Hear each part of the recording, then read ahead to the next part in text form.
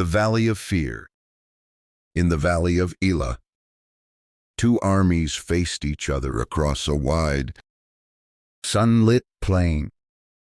On one side stood the Israelites, God's chosen people, their banners fluttering weakly in the breeze.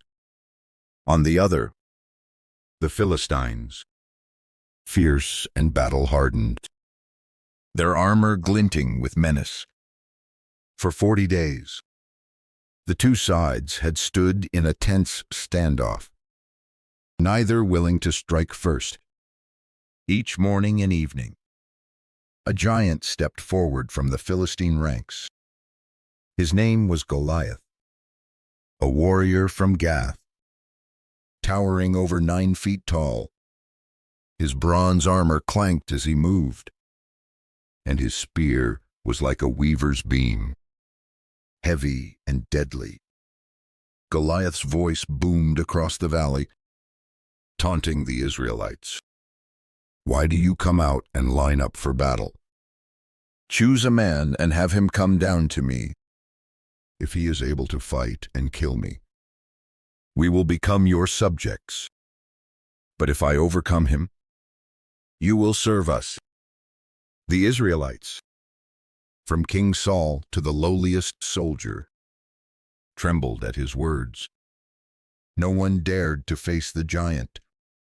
Fear gripped their hearts, and hope seemed to fade with each passing day. Far from the battlefield, in the quiet town of Bethlehem, a young shepherd named David tended his father's sheep. He was the youngest of 8 brothers, with a heart full of faith and a sling always at his side. David knew nothing of the war until his father, Jesse, called him. "Take this grain and bread to your brothers in the camp." Jesse said, "See how they are and bring back news." David rose early, entrusted his sheep to another, and set out for the Valley of Elah, unaware that God was leading him to a moment that would change his life. The shepherd's arrival. David reached the Israelite camp as the armies lined up, shouting their war cries. He handed the supplies to his brothers, who were among the soldiers, and stood watching the scene unfold. Then Goliath stepped forward, his massive frame casting a shadow over the valley. His taunts echoed, mocking the Israelites and their God. David's brothers grumbled, their faces pale with fear. But David's heart burned with something else, indignation. Who is this uncircumcised Philistine that he should defy the armies of the living God? He asked, his voice steady despite his youth. The soldiers nearby overheard him, and word of the bold shepherd boy spread through the camp. Soon, David was brought before King Saul, who sat in his tent, weighed down by the burden of leadership. Saul looked at the young man, his simple tunic and sling no match for a warrior's armor. "You are not able to go out against this Philistine," Saul said.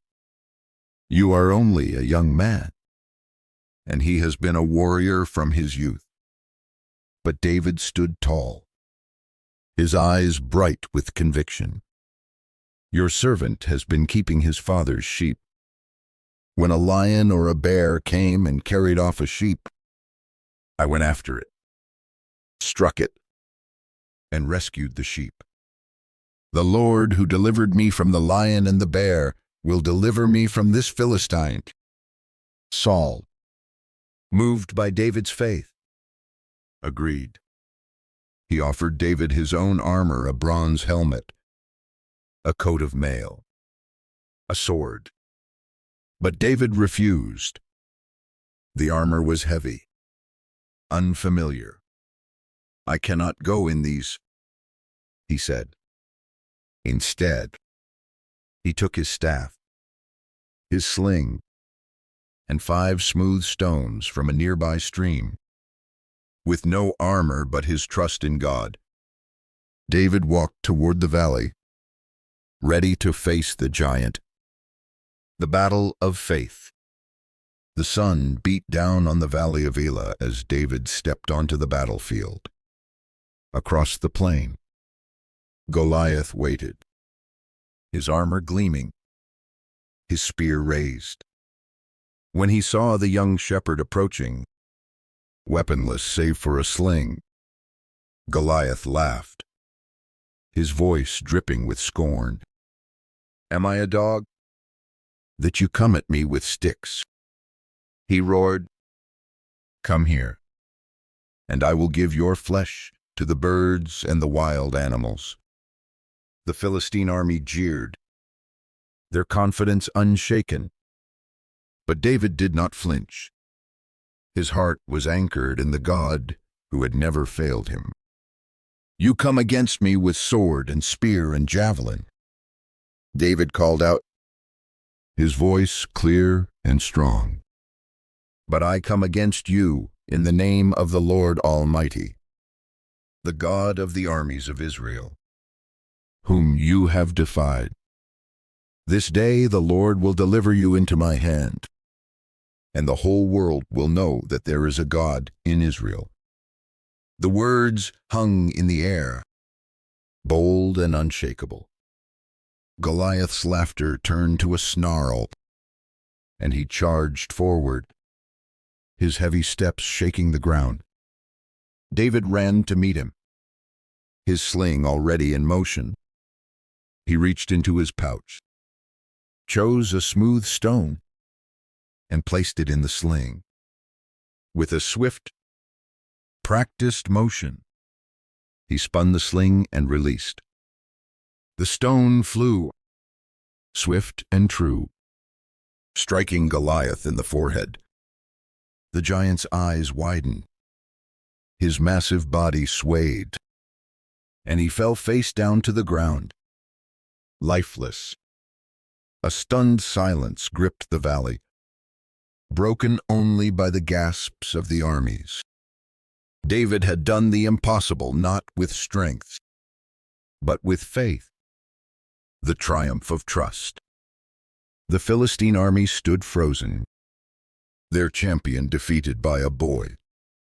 The Israelites, their fear transformed into courage, let out a mighty shout and charged forward.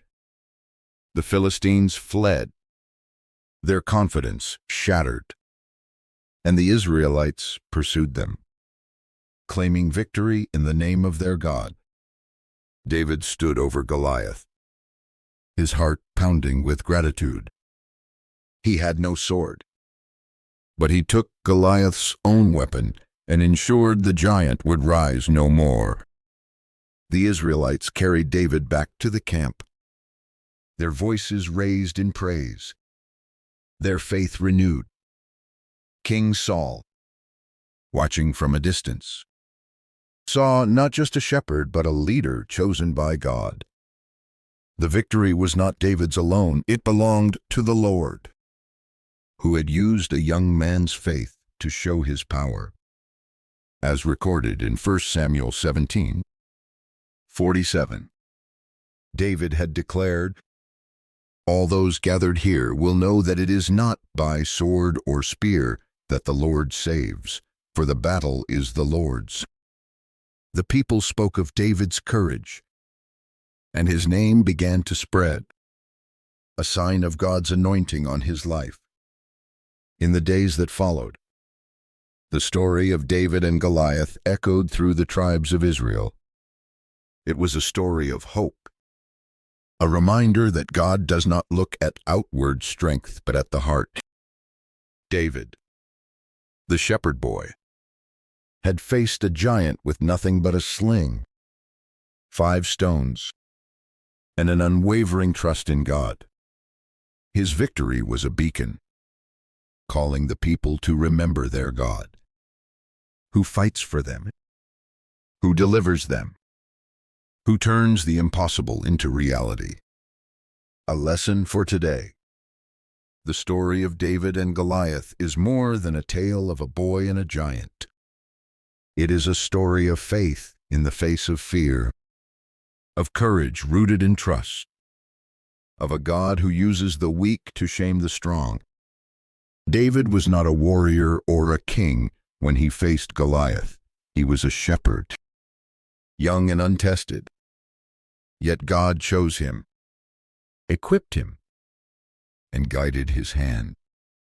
The stone that felled the giant was not just a weapon, it was a symbol of God's power working through those who trust him. For us, this story asks a question. What giants stand in your life? Fear, doubt, challenges that seem too big to overcome. Like David, you may feel small, unequipped, or unworthy. But the God who stood with David stands with you. He does not ask for your strength, only your faith.